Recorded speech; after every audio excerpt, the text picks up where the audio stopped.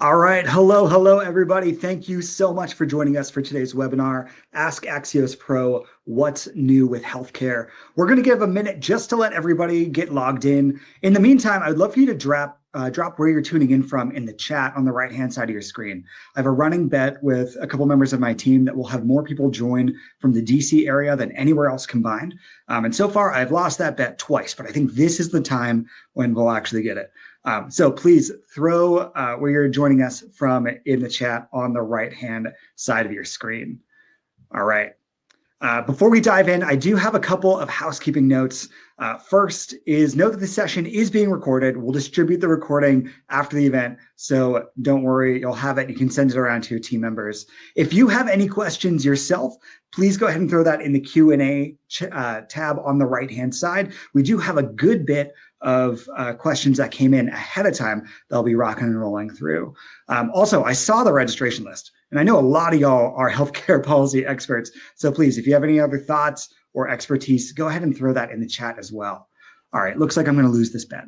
We see a lot from Athens, Texas. Sounds warm, sounds lovely. I was just in Austin. It was amazing. Chicago, St. Paul, Illinois, a bunch of people from Illinois, Boston, Leesburg, Austin.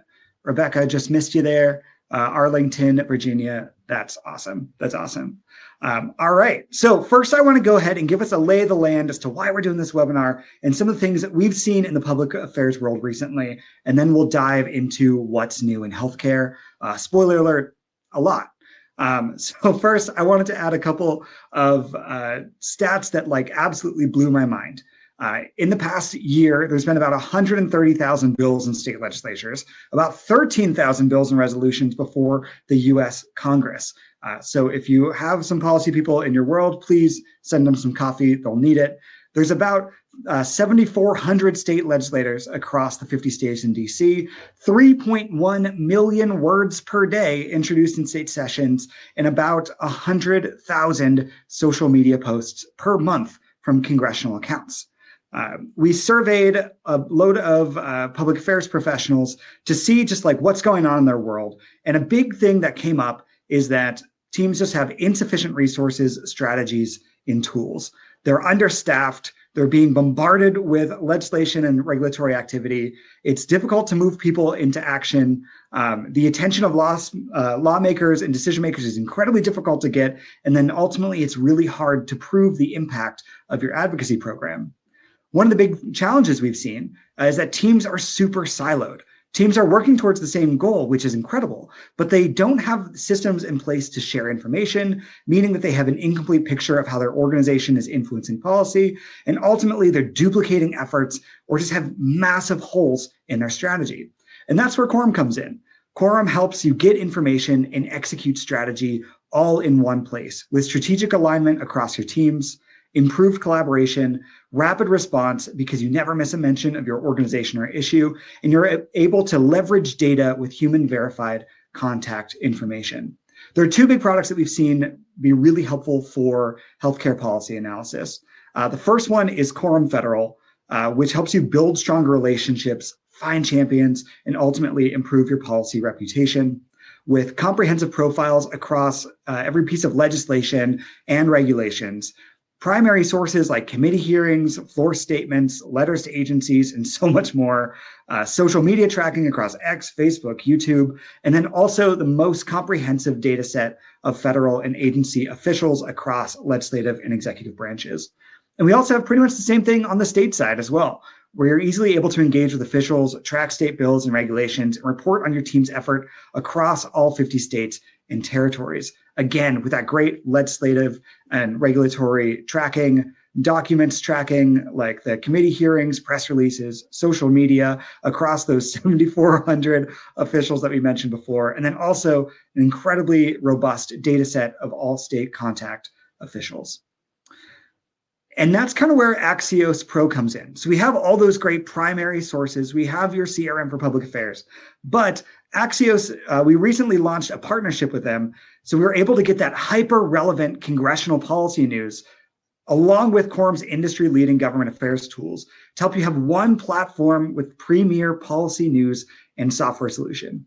Axios Pro provides real-time policy analysis across 3 key sectors with healthcare, tech, and energy. And we are so lucky today to have some of the great folks from the Axios team here today to talk about healthcare. First, we have Senior Healthcare Editor Adriel Bettelheim, Healthcare Policy Reporters Peter Sullivan and Victoria Knight. And Adriel, I'll go ahead and pass it over to you to go ahead and introduce you.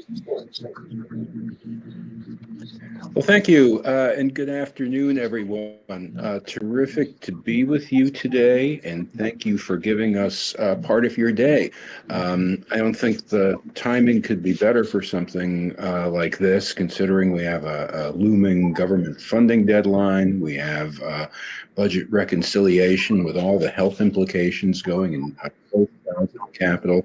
And I'm joined by our 2 stellar Hill reporters who've been following it all and wearing out their shoes in the process. Thanks to all of you who've pre-submitted some questions. I'm sure we'll get to all of them, and I think there's still time. If something's on your mind, fire away, and we'll be glad to tackle any and all questions. Peter, I thought I'd start with you. Just you recently wrote the odds are shrinking for a healthcare package in the next government funding deal. Why is that? Yeah, so I mean, maybe not surprisingly, Congress is a little bit in chaos at the moment, and even just kind of keeping the lights on the basics of government funding is not an easy task at the moment ahead of this March 14th deadline for government funding, which is coming up. So it seems like they're basically focused on just the basics of funding the government. They might just do a clean CR, meaning just continuing the current funding levels without adding a lot of stuff like these health provisions onto it.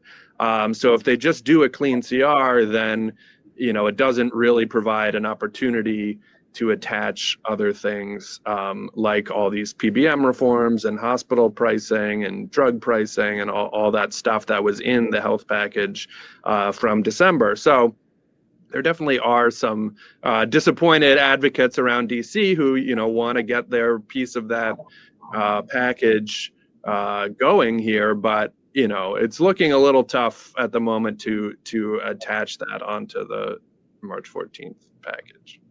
Sort of a concept of the perfect being the enemy of the good, and they just need to get through this deadline. Yeah, exactly. Yeah. Victoria, the House, meanwhile, is looking at some potentially significant changes to Medicaid to make its reconciliation numbers work. That was a very interesting budget resolution that they adopted, and some pretty surprisingly big targets for spending cuts. So who's pushing for the biggest changes to Medicaid? Yeah, so as you mentioned, the House adopted their budget resolution last week that instructed the House Energy and Commerce Committee to find $880 billion in savings. In the jurisdiction of Energy and Commerce, there's not really anywhere else to find savings that large except in the Medicaid program. And so that's why it has been such a big discussion over the last few weeks, because it basically inevitably says that Medicaid must be touched unless they decide to kind of change how they do the budget math, which it seems like Congress may be trying to do that. But yeah, as you mentioned, one of the biggest players is Energy and Commerce Chair Brett Guthrie. He was the Health Subcommittee ranking member and chair over the years. He has a lot of background in health policy, and he's now the chair of the committee. And he really he's been a big pusher for overhauling the Medicaid program since he was a state legislator in Kentucky. So this has kind of been a passion of his for a while. And so now that he's in the chair seat, he's definitely trying to push that forward.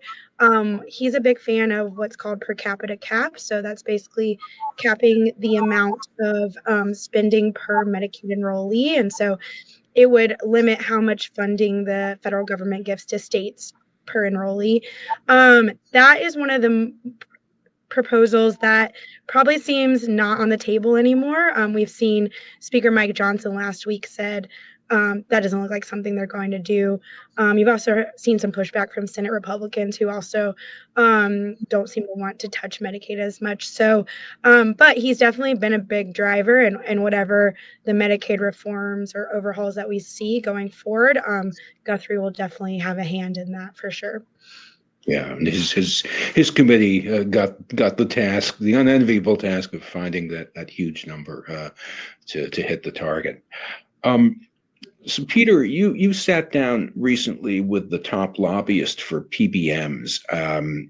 Have they dodged the bullet with respect to all the reforms to their business practices that were discussed last year, or is there still risk to them from Congress or from the Trump administration? Yeah, so I mean, they definitely dodged a bit of a bullet. I mean, compared to where it was looking for a while there in December, when this health package was coming together, there were going to be a bunch of reforms around, most prominently, even in the commercial market, the private people with private health insurance, they were going to require the rebates that PBMs get to be fully passed on back to the insurer or the employer. And that was a big deal. So that was in the package. But then in December, then the package, of course, blew up. Elon Musk and President Trump, conservatives in general, kind of blew up that package. So it didn't happen. So I wouldn't say they are entirely out of the woods now. I mean, it's not zero risk to them. There's certainly a lot of interest remaining in both parties in doing something about PBMs. I guess, as we were talking about earlier, the question is just kind of what is the vehicle to express that interest or to get something actually across the finish line, rather than just kind of expressing interest, which has been going on for years now. We've seen both parties want to do it. So it's possible they could try to move something as a standalone bill, but it's very hard to get a standalone healthcare bill actually signed into law. I mean, even if you get it through the House, there's not a lot of time on the Senate floor calendar because things take longer in the Senate, and it always kind of opens up a whole can of worms around everybody wants to attach their pet issue then, and so it's hard, but it's not, they're still at risk because people in both parties are still interested. Yeah, I note the top Democrat on House Energy and Commerce recently, Diana DeGette, said that she thinks that all the Democrats would vote for a PBM bill if it had some of the health extenders attached, that they brought up as a standalone vehicle that wasn't a partisan reconciliation bill. Victoria, you got to know some of the new GOP senators, and you asked them about the expiration of Affordable Care Act subsidies, and rather surprisingly, maybe not, it was a blank for the most part. They weren't aware they were expiring, or they didn't have anything to say about it. So is it a given that this aid will expire at the end of this year, or is someone speaking up in the GOP saying, hey, this helps red states? What's going on? Yeah, I spent some time around the Hill tracking down all the new GOP senators and seeing if they had thoughts on what happens to these ACA subsidies. They're slated to expire at the end of the year, as you said. And in a lot of states, a lot of people have gotten health insurance coverage through these subsidies for really low premiums. And so if these go away, people possibly will lose their health insurance coverage or have to pay a lot more for it. So I was kind of asking them, what are their views on that? Most of them kind of didn't know what I was talking about. I mean, to be fair, a lot of them are really new in office. Some were House members before, but some were not. And so they're probably still getting briefed up on policy. But still, this policy going away will have an impact on their constituents. So far, we've really only seen Senator Lisa Murkowski kind of come forward and say, that's the Alaska senator, kind of famously known as one of the moderate Republicans that will, vote against her party sometimes.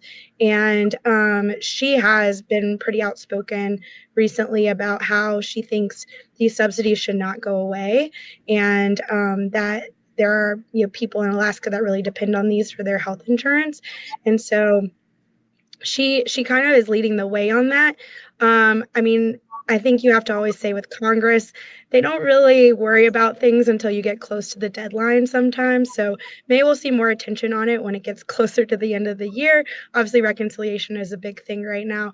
But another thing to note is I did a story last year towards the end of the year asking some of the lead, Senate Republicans, Finance Chair Mike Crapo, now Help Chair Senator Cassidy, about their thoughts on would they include ACA subsidies and reconciliation, and they said they weren't ruling it out, and they're not huge fans of the ACA, but I think Republicans are realizing that if this goes away, then they may have some political fallout from that.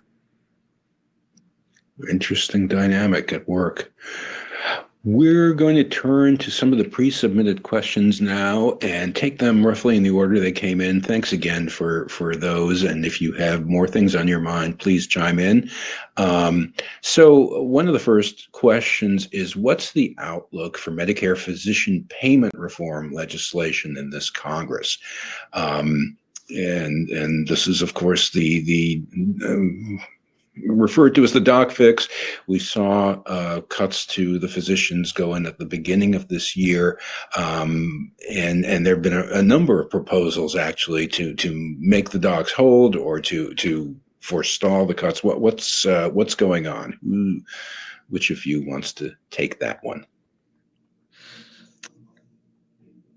Okay, I can go a little bit, and Peter might have more to add. We both covered this issue, but I mean. So, according to a Biden rule that was finalized last year, there's supposed to be a 3% cut put into place for the physician payment rate at the beginning of this year. And that was supposed to kind of be addressed in the end of year package, and it wasn't. It didn't, Peter referenced the package kind of fell apart, and the doc fix was not included in that final end of year package. And so the almost 3% cut went into place at the beginning of this year. So docs are pretty upset about that. I've talked to some of the doctors in Congress, and they're really pushing the Trump administration to address this. I know they've said they've talked, to Trump admin staffers about this issue, and they've said that they've been heard.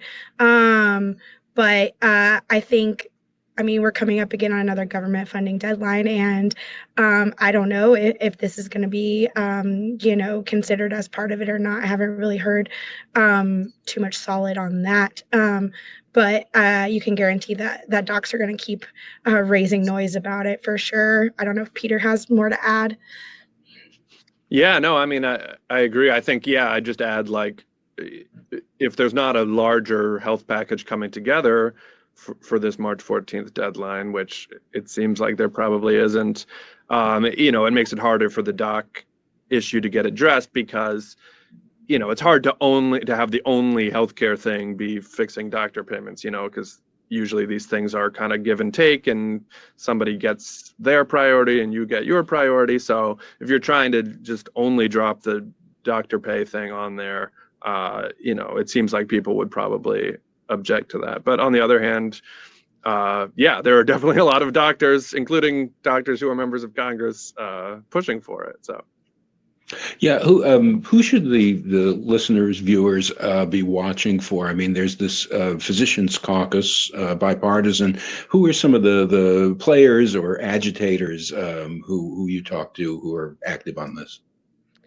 Yeah, and we lost some GOP doctors in the previous Congress. Former Congressman Brad Winstrip, Michael Burgess, Larry Bouchon. They were all really big on, health policy and also fixing the doc cut. And they were on, the committees that kind of cover this, so Energy and Commerce, Ways and Means. And so I do think we're looking to see who the new voices are. Definitely so far, I think Congressman Greg Murphy, he's on Ways and Means, and he's one of the co-chairs of the GOP Docs Caucus. He's the one that's authored the bill that would kind of fix the Medicare pay cut for doctors. He's kind of one of the co-authors on that. He's definitely one of the ones to watch. And also, interestingly, there's some new Democratic doctors in this Congress as well that have joined. And I know they're kind of trying to work to organize to become a matching political force to the GOP Doctors Caucus. So they're important to watch too. Another question comes in. Where do you see last year's PBM package going? Directly to the floor? And that's, I think, the end of the question. So we touched on this a little bit in our preview, but if it were to come up, in what form? Is this going to be something that's an add-on, or would they actually, at some point reach enough critical mass to bring up a PBM bill, at least in the House? Could it happen? Yeah, I mean, it has. Chairman Guthrie, who Victoria mentioned earlier, has said, there's no reason it needs to be attached to some big package, theoretically.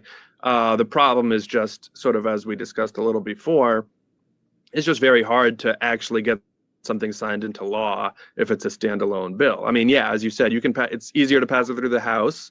Things tend to go faster in the House, but it would really be in the Senate would be the problem, because there's just not a lot of time on the Senate floor. You usually need to get everybody to agree to a time agreement to speed things up, and it's hard to do that. So really the easiest way to get something like this passed is on a big funding package. But, as we said, it's all, there's dysfunction around that, and it's not looking super likely. So yeah, I mean, it's a little hard to tell, but I would say the odds are not looking great, despite all the interest, from both parties. And I think as we mentioned, Democrats are a little bit frustrated. They're now in the minority; they're not in control, and they still want to do the package. Some of them have said, they're kind of waiting to hear from Republicans, and kind of saying to Republicans, okay, well, what's your plan? And a lot of Republican focus is on the big reconciliation package at the moment, understandably. So, yeah. And real quick to note, Democrats said in the Energy and Commerce hearing on PBMs last week that they were concerned that some of the PBM reforms may not be eligible for reconciliation, just based on, what they call I think it's the Bird rule. There's different rules. They have to basically reconciliation, anything has to relate to the budget. And so I think that they were concerned that some of these reforms may not qualify for that. And so I don't know if it necessarily would be a part of reconciliation or not. That might be something the parliamentarian would have to decide if it was even considered for that, just to note. And again, some of the big issues, we're talking delinking their compensation from the price of a drug. We're talking about bans on spread pricing, at least is it in Medicaid, and transparency. There's a lot of different definitions of transparency, but these are kind of the big things on the table. What did in your PBM chat? What was their sort of red line when it applies to the commercial market? Yeah, I mean, they have complaints with many parts of it, but yeah, they did say that the most objectionable part of it to them is applying it to the commercial market, which is that sort of having to pass on 100% of the rebate on to the employer or the insurer. And they kind of view that as basically meddling in they say, we should be able to work out our contracts, with clients ourselves, and, the government shouldn't be meddling in that, basically. So we have a question about one of our favorite topics, 340B, the huge, ever-growing government's discount drug program. What's the latest on the new administration and Congress on 340B? Pretty open-ended one, but I know, Victoria, you've been hanging around pestering the Senate working group on 340B and following the never-ending litigation surrounding this. What's your expectation on whether they'll get to this or even begin to untangle the issues surrounding 340B and the drug makers? Yeah, there was certainly quite a bit of, interest in possibly changing the 340B program and how it works. In the previous Congress, we saw the Senate working group of 6 bipartisan senators, kind of led by now Senate Majority Leader John Thune. They were kind of getting input from the different stakeholder communities that could be affected by 340B. And they were supposed to release legislation last year and got kind of caught up in some disagreements between the parties and also just, all the other things going on in the Congress. As far as I can tell, they still want to do something this year, but obviously kind of reconciliation is taking the front seat to everything else.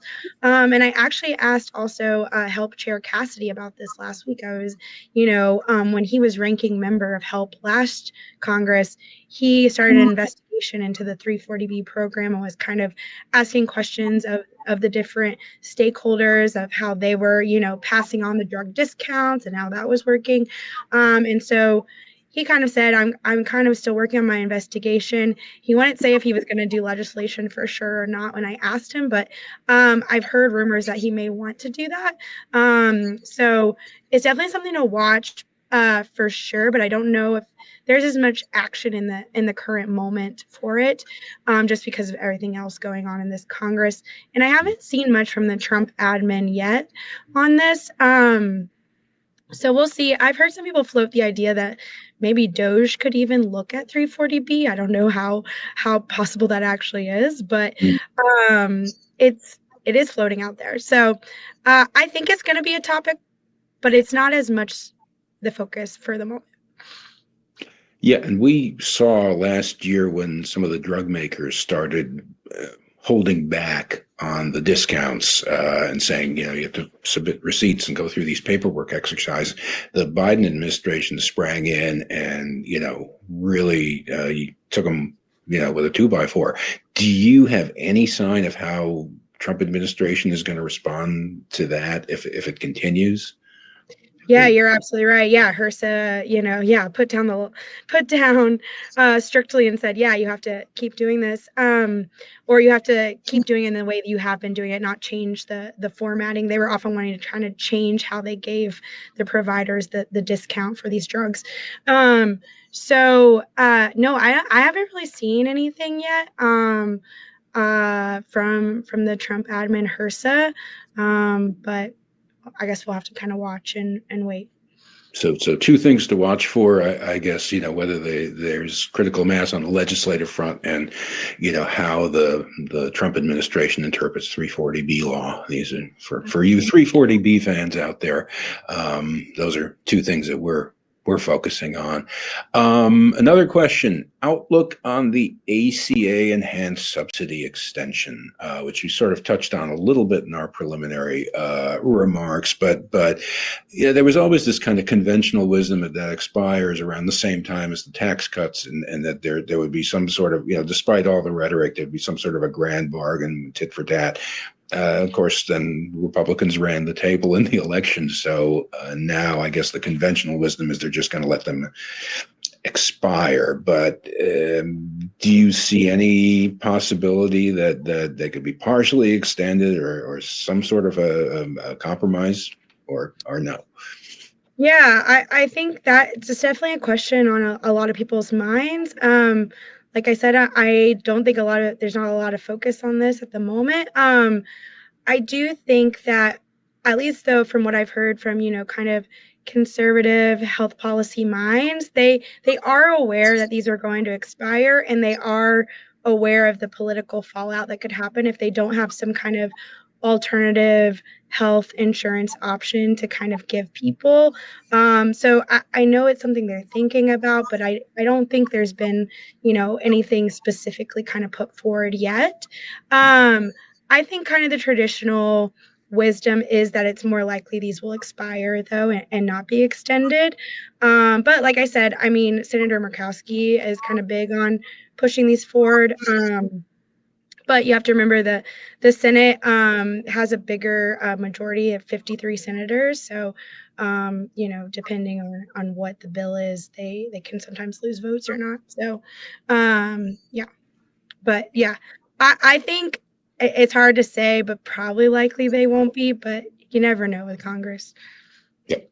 Yeah. And I think, some of the provider community is going to be real interested if a number of if these things expire, and there's going to be a lot of more uninsured people, and how that affects hospitals and insurers and all this. So bears watching, like so many other things. So here's one.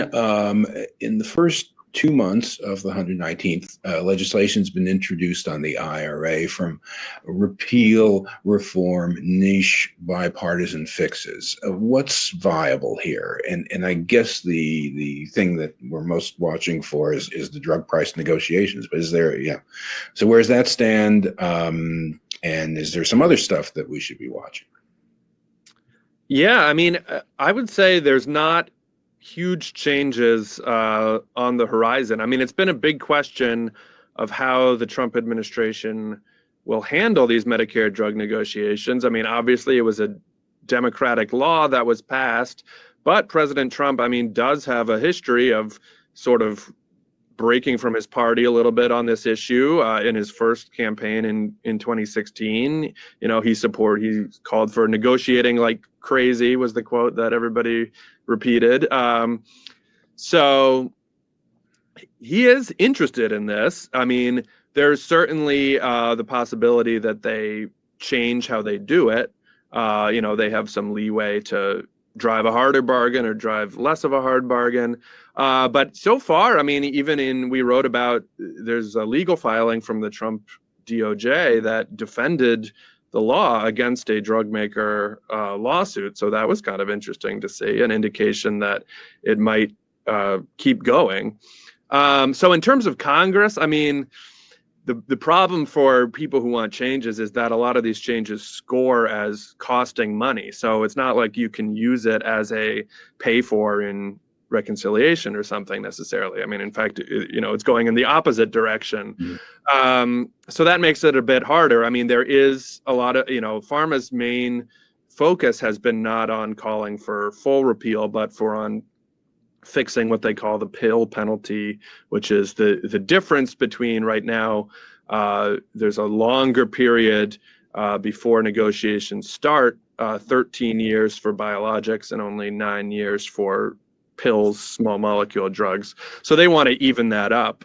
And that would require Congress. I mean, even that, it's kind of hard to see that moving super soon. I mean, we'll probably see the bill was introduced to this Congress again. So there is some talk about it, but, you know, it's going to be hard to see. I think maybe more likely the first step we'd see from Congress is oversight, you know, at least hold a hearing about it and maybe, you know, call in some experts and to talk about it. But I think probably the congressional Republicans are also kind of waiting to see exactly what the line that the Trump administration takes on it is, because if Trump is going to be defending it, you know, congressional Republicans don't want to be calling all these oversight hearings. So it's a little bit of a wait and see still. That's a good point. And we just saw the Trump administration, what was it, a week or 2 weeks ago, in a court filing, you know, batting down, I think it was Novartis's challenge to the drug price negotiations. I mean, that brief looked like the Biden administration could have written it. So this is something to really watch, you know, whether the Trump administration sticks with the negotiations or whether they, you know, reinvent them in some way. But yeah, it's definitely one to keep an eye on. So we have a question about telehealth. Took this long to get to a telehealth question, but here we go. Do panel members expect the Medicare telehealth provisions, these are the pandemic era flexibilities, to be extended, beyond the end of the month? I guess that's assuming this is kind of the asynchronous deadlines, but this is all in the lead up to the next funding deal. Any thoughts on where telehealth is? What are you hearing? Yeah, I think that so the telehealth flexibilities were part of the December big health package fell apart, but they did like some kind of clean extenders, and so this is one of the telehealth flexibilities were extended as well. I've heard some people kind of say these telehealth provisions are kind of becoming like an extender now, you know, where there's some other health extenders that basically always get done, like community health center funding, averting Medicaid dish cuts, things like that. This provision is almost kind of becoming like that. It's seeming. I know there was some misinformation kind of going around on social media saying the Trump administration was ending these telehealth flexibilities on April 1st. That was just like everything is ending on March 14th or the end of the month, because that's what the latest government funding deadlines are. So it's not the Trump administration ending these. It's just that's what Congress extended them to. So Congress will need to extend them again for sure. And some people have been, wanting permanent extension. Permanent extension can be pretty expensive for this. So I think that's why I kind of see it like piecemeal, just extending going forward. But I know that kind of telehealth advocacy groups have been saying they're getting good responses from lawmakers in Congress saying they want to keep extending these. But and so I think it's probably likely, but I don't know. We still don't know a lot about what exactly the government funding situation is going to be.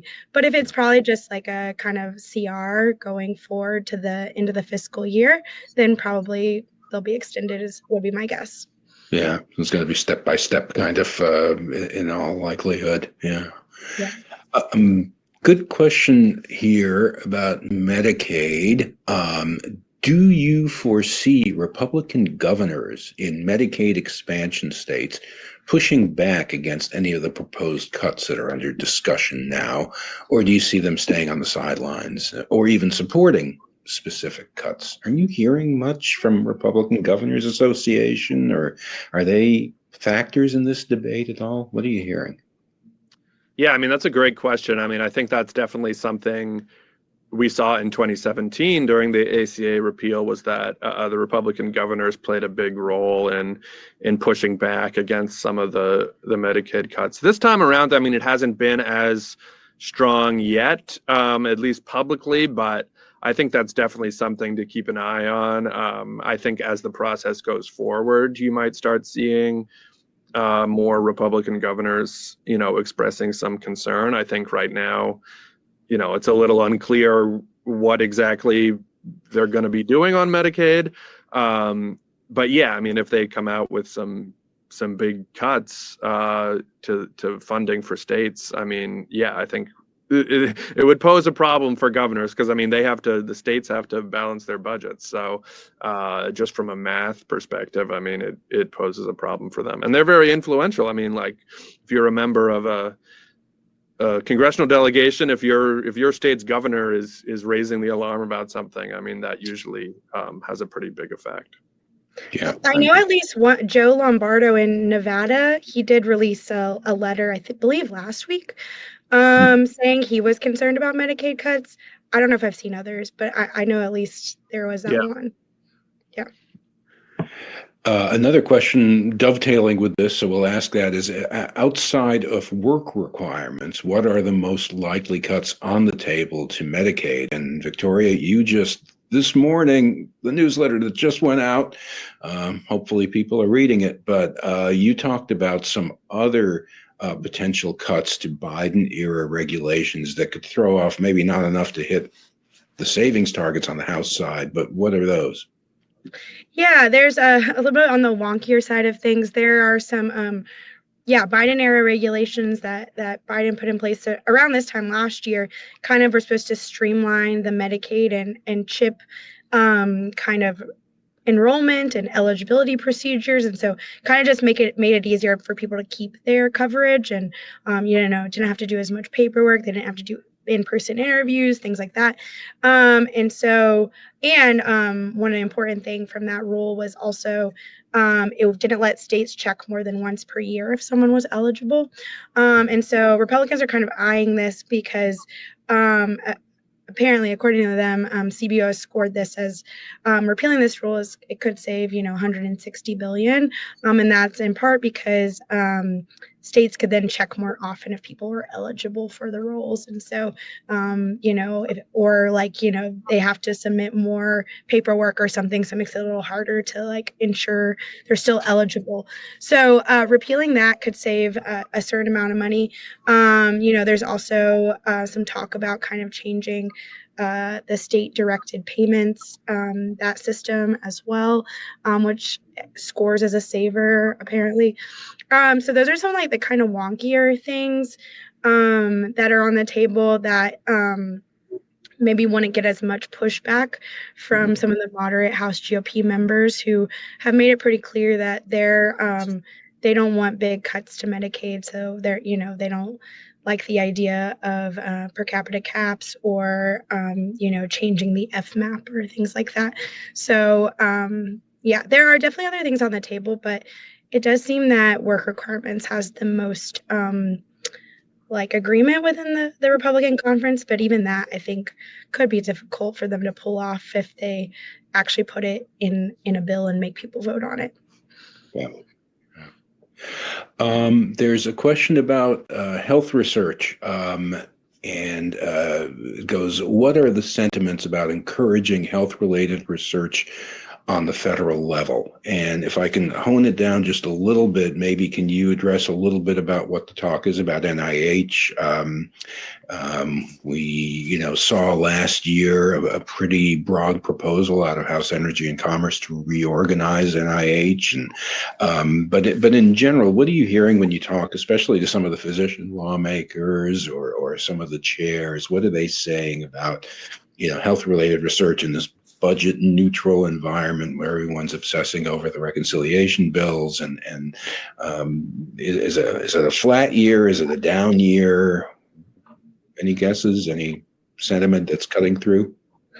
Well, I mean, I think it's likely that, just at the government funding level, we're going to see, NIH, HHS funding stay flat, stay the same as it has been in the funding bills in that aspect. And you mentioned the NIH reforms as well. I don't think that's going away. I know Senator Cassidy, now the HELP chair, is also interested in NIH reform. He also put out a proposal in the last Congress.